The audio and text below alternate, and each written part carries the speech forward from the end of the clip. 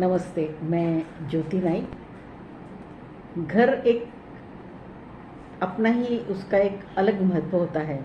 हम कहीं भी बाहर जाएं, 1 दिन के लिए, 2 दिन के लिए या 8 दिन के लिए, लेकिन उसके बाद हमें लगता है कि हमें अपने घर वापस जाना चाहिए।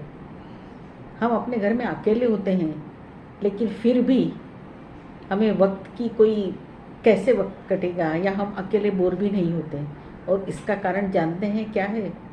इसका कारण कि हमारा घर हमसे बातें करता है। हमारे घर की दीवारें, हमारे घर के पर्दे, खिड़कियाँ, हमारा पलंग, हमारा रसोई घर, सब कुछ हमसे बातें करता है। और इसी कारण शायद हम जब हमारे घर पे अकेले रहते हैं तो भी कभी तन्हा महसूस नहीं करते। और इसी के ऊपर ही मेरी रचना है, और उसका शीर्षक है मेरे साथी। तन्हाई क्या होती है मैं नहीं जानती।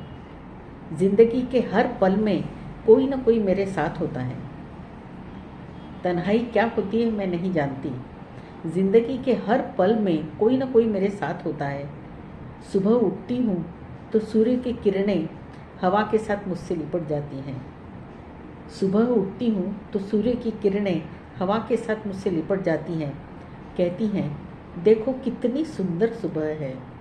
उठकर रसोई घर में आती हूँ तो रसोई की दीवारें खिलखिला उठती हैं। उठकर रसोई घर में आती हूँ तो रसोई घर की दीवारें खिलखिला उठती हैं।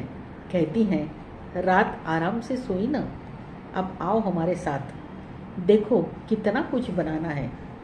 सब राह देख रहे हैं और मैं हंसते हंसते काम में लग जाती हूँ।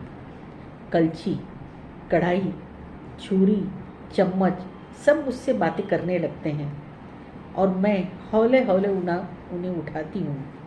प्यार से आहिस्ता आहिस्ता पकड़ती हूँ और कुछ ही पलों में पूरा घर चाय नाश्ते की खुशबू से महक उठता है।